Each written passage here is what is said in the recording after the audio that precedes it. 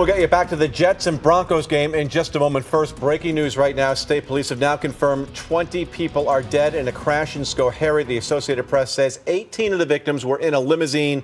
2 were bystanders. This comes as yesterday's tragic crash out of Schoharie County, and the footage you're about to see is from the scene. The limousine that was holding the passengers was pulled out of the ditch early this morning. Want to show you where this crash happened, at the intersection of State Route 30 and State Route 30A in the town of Schoharie. It's right by the Apple Barrel Country Store and Cafe. You can see it on the map. If you head from I-88 into the village, you go right past this intersection. The National Transportation and Safety Board was called in earlier this morning while we were still on the air, and we're expecting to learn. This is the scene, and as you can see, just devastating pictures here. We're expecting to learn more at 3 this afternoon when police release more information. You'll want to stay tuned in to us on air and online for the very latest on this breaking story. We can tell you the state police have set up a dedicated phone line to assist family members of the victims. The number on your screen right now, it is 1-877-672-4911. Now, residents have already told us that this is a dangerous piece of road where several accidents and close calls have happened in recent years. Jessica Kirby is the owner of the Apple Barrel Country Store and Cafe where the crash happened. And while she would not talk about the accident itself, she did talk about the road. She says the town supervisor went to the state DOT and changes were made to the road a few years ago as a result. But she says that made it more dangerous. The speed limit is definitely an issue. When they redid the intersection, they put in a turning lane for us, but then changed it to put arrows on both directions, so now people use it to pass. And we've seen so many near misses because of that. Again, that's the owner of the Apple Barrel Country Store. The business posted this Facebook statement as well last night saying, as you may be aware, there was a horrific accident in front of our business today. We want to thank all of the emergency services that responded. We are so thankful for all of you. They also said that they will be collecting donations for the local volunteer emergency services. One other piece of information that Jessica Kirby passed along, there will be, the local church there is going to be holding a vigil on Tuesday night at 6. And that donation she was talking about, it was going to the first responders. And she said most of them are volunteers. And the one thing that she repeated over and over is that no one should have had to either experience or see this. It's hard to imagine what they're going through now in the aftermath. And she also mentioned that her staff helped out and did what they could to help the victims. Again, 18 people in a limousine, 2 people who were bystanders standing there, all dead today after this horrific crash in Schoharie. This is the most deadly transportation accident in this country since February of 2009. The investigation ramps up. 20 people dead after a limousine plows through an intersection in Schoharie County. We have live team coverage. What we know about the cause of the accident and the road where it happened. The heartbreaking stories of the victims, including a young couple married just months ago. It was just very obvious that they were, incredibly in love with each other. And CBS6 investigates what officials are saying about the role the limousine and the driver played in the crash. It was a stunning tragedy this weekend. 20 people, most of them celebrating a friend's birthday, dead in a violent, destructive crash involving a packed limo in Schoharie County. We have extensive team coverage tonight of this horrific event. CBS6's Tori Wells, Steve Majiri, JT Fetch, Lindsay DeLucia, and Emily DeFisciani are all standing by with special live reports, and Ann McCloy is also live with us in the studio. Angelo Santa Barbara, the assemblyman there, just told us the 17 limo passengers killed, all from the Amsterdam area. We start with Tori Wells, who is live at Troop G State Police in Latham tonight, where police gave us an update just a short while ago. Liz and Greg, so many questions that people are still looking for answers to tonight, but this is a massive investigation, not just locally, but at a national level. So it's going to take some time to get all of those answers.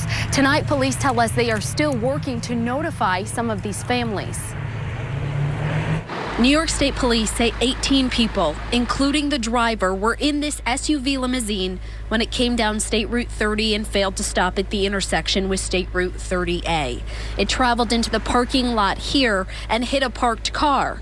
That car hitting 2 people standing nearby. In total, 20 victims were killed. All were adults. State police say the victims have been taken to Albany Med for autopsies, and police are still working to tell their families. I'm not going to discuss at this time where the limousine came from and where it was heading. As I said, we haven't notified all the family members yet. Tonight, investigators are working to answer a number of questions. Was the limo speeding? Were there seatbelts? Did road conditions play a role? Is there know if the brakes were working on the limo? Again, that's part of the investigation. State police are still interviewing people who saw this happen, are still collecting evidence, and are reconstructing the collision. At the same time, the NTSB is doing its own investigation to figure out what happened and if any safety changes need to be made. We look at everything. We cast a very broad net to see what's out there. And then in our analysis phase is where we start winnowing it down. But we do typically conduct very thorough investigations, and we come out with recommendations designed to prevent these things in the future. The NTSB says it will likely be here for about 5 days. It will not make a determination while it's here. Again, a lot of these answers, a lot of these recommendations will take some time. We're live in Latham tonight. Tori Wells, CBS 6 News. And Tori, in watching the news conference, it seemed as though the state police official was dealing with a lot of emotion there. These police officers are really tough as nails. They've seen a lot, but this had to shake some of them to the core. You could feel in that room today when we were getting this information that how heavy this was. I mean, unfortunately, first responders, they are responding to tragedies all the time, but this, again, is just so massive when you consider the number of victims here. All of those first responders working since this happened around 2 o'clock yesterday afternoon, still working to notify those families. Very, very heavy, heartbreaking stuff for these first responders and investigators. All right, Tori, thank you very much. We'll hear from you a bit later in our newscast. Governor Cuomo put out a statement early today saying his heart breaks for the 20 people who lost their lives. He also commended first responders and directed state agencies to, quote, provide every resource necessary to aid in this investigation and determine what led to this tragedy. And Bishop Edward Scharfenberger of the Albany Roman Catholic Diocese tweeted, please join me in praying for the victims of the devastating crash in Schoharie this weekend and for their grieving families. The accident occurred near Apple Barrel Country Store and Cafe. The NTSB arrived there early this afternoon, and right now CBS 6's Steve Majiri is there for us. Steve, what's happening right now? Liz, even though the roads are clear, the cleanup efforts are still going on throughout the day. And you can take a look behind us here. State police and the NTSB just got back here taking another look at this scene. You can just see the sheer size of it. And for everyone that's either walked or driven by this scene, they say it's scarring. Throughout the night, crews pieced together this crash that claimed 20 people's lives. Linda Riley says it felt like an explosion. It's devastating. It was devastating. It just made you shake. I can't explain it. Riley's car was just feet away from becoming collateral damage Saturday night. It sat there all evening next to the crater-sized crash scene outside the Apple Barrel Cafe. I did not even want to come back to get my car, but I had to. But it's just all comes back, and it's just very... I can't explain it. As the scene cleared and the cleanup continued, a show of support for the victims and the first responders who spent the night rebuilding the accident. It's not anything anybody should ever have to experience. As state police and the NTSB continue their own investigations, passers-by continue to huddle around the scarring site of a crash scene that officials don't have a cause for just yet. The town is planning on holding a candlelight vigil for the victims on Tuesday at 6 p.m. There's also a number that state police have made for the victims and for their families. You can find that on CBS6Albany.com. Live in Schoharie, Steve Majiri, CBS 6 News. And we've just learned information on 7 of the crash victims. 4 were sisters, many of whom perished in the crash with their husbands. CBS 6's Lindsay DeLucia is live in Amsterdam now, where that family is from. And Lindsay, you heard from the aunt of the women. Such an incredible loss for one family to deal with. Liz, such an absolutely enormous loss. We know that this family started out their day with celebrations, and we know exactly how it ended. So terribly tragic. Now, we are learning more about these victims inside that limousine. Again, we are told that they're relatives, 4 sisters, Abigail Jackson and her husband, Adam, Mary Dyson and her husband, Rob, Amy Steenberg and her husband, Axel, and a 4th sister, Allison. We're told they were all celebrating the youngest, Amy's 30th birthday. Family tells us us one of them worked for the state, another was an engineer, another a special education teacher, many of them parents. We spoke with all four women's aunt, like you said, not long ago. Here's what she had to say. They were fun-loving. They were wonderful girls. They'd do anything for you, and they were very close to each other, and they loved their family. They loved their parents. One has two little children, and one has one child, and they now have no home or no parents. So incredibly heartbreaking to hear that. That woman tells us she came all the way from Dannemora to come to the scene to say goodbye to her nieces, to lay flowers at the scene. Now, we're here at the Lynch Literacy Academy in Amsterdam, where we're told one of those women was a special education teacher, and we are told that they had grief counselors here all day. They will continue to do that. Coming up later, hear from Assemblyman Angelo Santa Barbara. We'll be speaking to him about the impact here on this community in Amsterdam and how they are planning to have a vigil here, we believe, tomorrow night. We'll have more for you on that coming up later. We're live in Amsterdam. I'm Lindsay DeLucia, CBS6 News. Thank you, Lindsay. I can confirm that for you right now. Tomorrow night at 7 o'clock, there will be a candlelight vigil in Amsterdam. It's going to be on the south side of the fairly new Amsterdam walkway over the Mohawk. Well, family and friends have also confirmed the identities of another married couple killed in that crash. Aaron and Shane McGowan had just walked down the aisle in June. They were riding in that limo on Saturday afternoon. CBS 6's Ann McCloy spoke to the McGowans' wedding photographer on the phone today, and Ann, so incredibly sad to hear. He actually told you that this couple was his favorite couple of the year. Yeah, he said that they were the most memorable, Liz and Greg. Luis Torres told me that he's already shot 33 weddings this year, and he said Aaron and Shane McGowan were a standout couple, easily his favorite of 2018. Aaron and Shane were just married this past June in Amsterdam, and a family member and several friends confirmed to us today they were among the 20 people killed in the crash. The wedding photographer shot the McGowans' engagement photos. He captured these beautiful images on their wedding day, and he tells me that he was busy shooting another wedding today when he got the call that they were killed in the crash. And he says today they're all he's thinking about. You know, they're definitely one of those couples that you always remember for years, for many years to come. And they turned out to easily be my favorite 2018 couple. So to hear that they passed with the accident was just awful hearing about it this morning. Just a terrible tragedy. On the phone today, I asked Torres what made the McGowans such a memorable couple. You know, of all the couples that I've captured this year, I think the way they would tease each other and be silly, and immediately they would just start laughing. And, you know, that's the kind of love that everyone looks forward to having.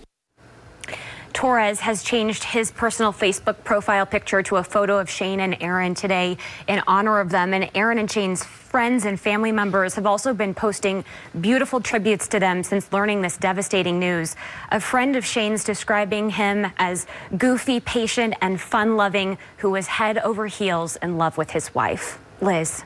Just is so heartbreaking. Thank you, Ann.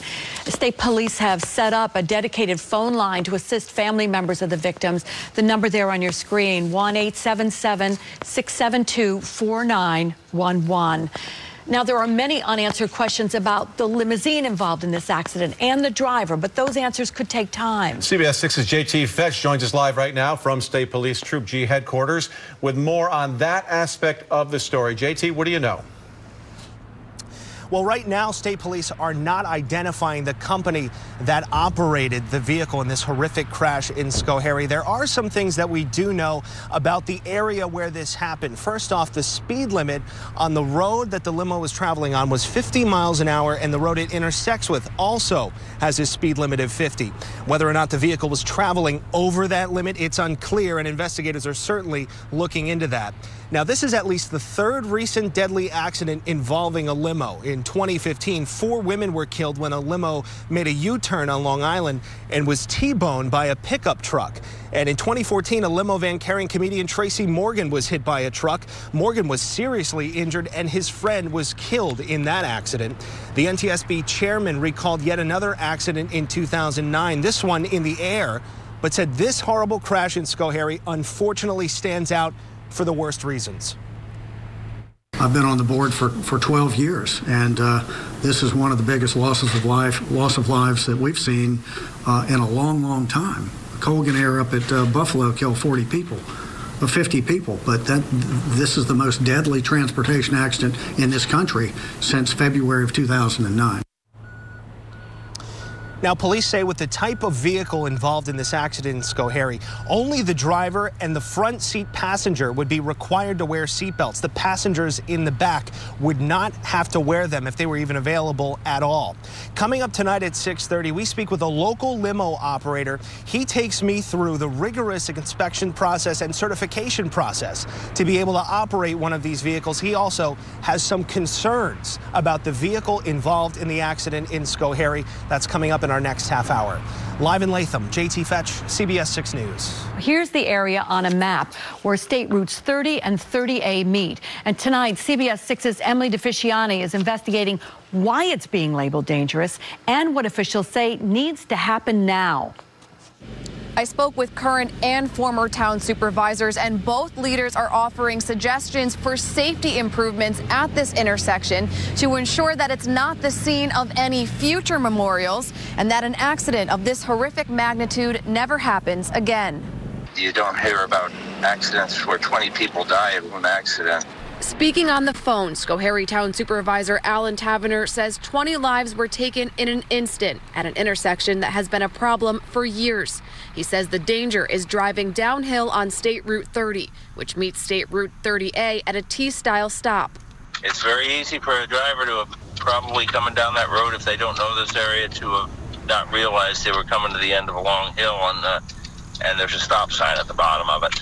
The speed limit on Route 30 is 50 miles per hour. Former Schoharie Town Supervisor and current Assemblyman Chris Tague admits it's a challenge even for cars to stop, not to mention for commercial vehicles. I've driven down that road a million times, and I've come down there just in my car or my pickup truck, and your brakes stink when you get to the bottom of the hill. Taverner says DOT did a project about 10 years ago to try to make the intersection safer. There were a lot of local questions when DOT came up and brought that plan to us for how they were going to realign it. And there were concerns that they could make the situation worse. Taverner says the project has had limited success. After the improvements, we had a couple of instances of tractor trailers losing their brakes on that hill and going through the intersection, crossing over 30A and into the parking lot of the shop there, the Apple Barrel. Both Taverner and Tague say they're strongly encouraging DOT to take another look and make changes, including possibly another realignment. So it's not just coming straight into the highway. Maybe they need better signs. We need to make this a top priority so this never happens again. Both officials say that this portion of Route 30 does have restricted access for tractor trailers, and there is a warning sign indicating a stop just a few yards before the T intersection. We're reporting in Schoharie. I'm Emily DeFisciani, CBS 6 News.